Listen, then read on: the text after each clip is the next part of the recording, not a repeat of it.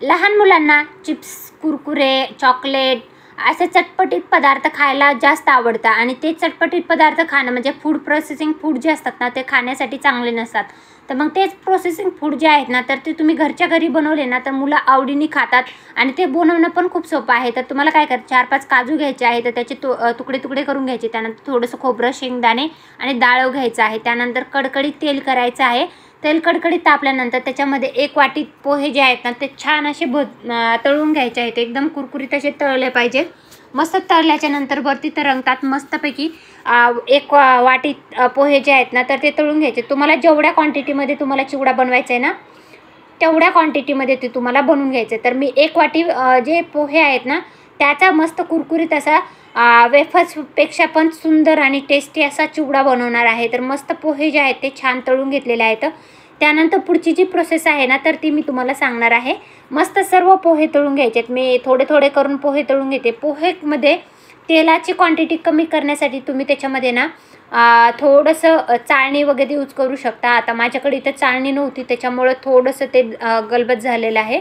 तर परंतु मला हे पोहे जे आहेत ना तर ते चिवडा बनवल्यानंतर रेडी झाल्याच्यानंतर मी आता हे तेल निथरण्यासाठी म्हणजे तेल जे आहे ना ते कमी होण्यासाठी म्हणजे त्याच्यामधलं तेलकटपणा जाण्यासाठी मी काय करायचं ना ते पण सांगणार आहे. तर मी आता हे छान पोहे जे आहेत ते तळून घेते आहे. पोहे तळायचे झाल्याच्यानंतर पुढची जी प्रोसेस आहे ना तर ती खूप इम्पॉर्टंट आहे. तर त्याच्यासाठी तुम्हाला हे पोहे सगळे काढून घ्यायचे आहेत. तळून झाल्याच्यानंतर तेल जे आहे ते पूर्ण निथरून घ्यायचं आहे. त्यानंतर आपण बारीक काप केलेलं जे खोबरं आहे ना ते असं छान सोनेरी कलर येऊपर्यंत चांगलं तळून घ्यायचं आहे. जितकं छान तळून घेताल ना त्याची टेस्ट खूप छान लागते. त्यानंतर छान तळल्याच्यानंतर काढून घ्यायचं. बघू शकता अशा प्रकारे तळून घेतलेलं आहे. त्यानंतर पुढचे जे आहे ना साहित्य आपण जे घेतलेलं आहे शेंगदाणे, तर ते शेंगदाणे तळून घ्यायचे आहे. तर ते शेंगदाणे पण असेच खरपूस अशा होईपर्यंत म्हणजे सोनेरी कलर येऊपर्यंत तळून घ्यायचे आहेत.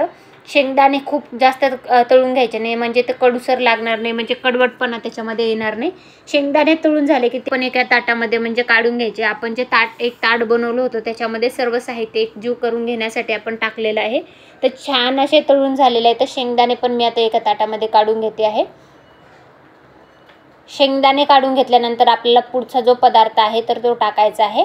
तर त्याच्यामध्ये मी आता शेंगदाणे काढून घेतले आणि काजू टाकले. काजू टाकायचे आणि लगेच काढायचे. काजू लवकर करपले जातात त्याच्यामुळे काजू जास्त वेळ तेलामध्ये ठेवायचे नाही आणि तेल पण खूप जास्त कडक झालेलं आहे. त्यानंतर आपण जे डाळव घेतलेलं आहे ना ते डाळव टाकायचं आहे. डाळव पण लवकर काढून घ्यायचं कारण की डाळव पण लवकर तळतं, त्याला जास्त वेळ लागत नाही आणि जर जास्त वेळ ठेवलं तर कडूसरपणा येतो. त्याच्यामुळे आपल्याला डाळव पण लवकरच तेलातून बाहेर काढायचं आहे. डाळव जे आहे ते पण सोनेरी कलर आलं की लगेच काढून घ्यायचं आहे. तर डाळव छान तळलेलं आहे. तर मी आता याला पण आता एका ताटामध्ये काढून घेते मस्तपैकी. डाळव काढून घेतल्यानंतर आपल्याला काय करायचं ना त्याच कढईमध्ये तेलकट कढईमधलं तेल जे आहे एक्स्ट्राचं तर ते एका वाटीत काढून घ्यायचं आणि आपल्याला 1 वाटी चुरमुरे म्हणजे जे मुरमुरे म्हणता आपण तर ते त्याच तेलकट कढईमध्ये कडक होण्यासाठी टाकायचे आहेत.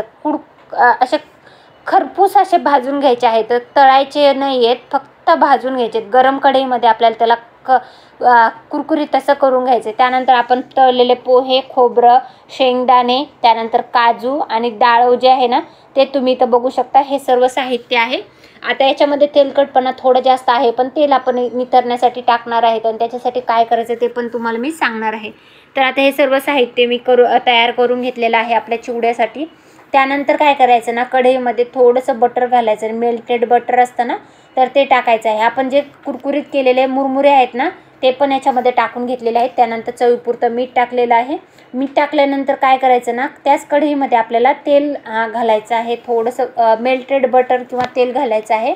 मी इथं बटर घातलं. त्यानंतर जिरे घातले, थोडीशी हळद आणि थोडासा मसाला घालायचा आहे. काळा मसाला जो असतो ना तो घालायचा आहे. तुम्हाला जर लाल तिखट घालायचं असेल तर घाला किंवा तुम्ही हिरवी मिरची पण इथं टाकू शकता. त्यानंतर छान असं तडका लावायचा आहे आणि आपण ते तडका जो आहे ना तर ते आपण बनवलेल्या सर्व मिश्रणामध्ये टाकून घ्यायचं आहे. टाकून घ्यायचं आणि मस्त असं एकजीव करून घ्यायचा. कढईमध्ये पण थोडेसे मुरमुरे टाकून ते थोडंसं मिसळून घ्यायचं. म्हणजे काय होतं ना त्याचा पण मसाला सर्व निघून जातो.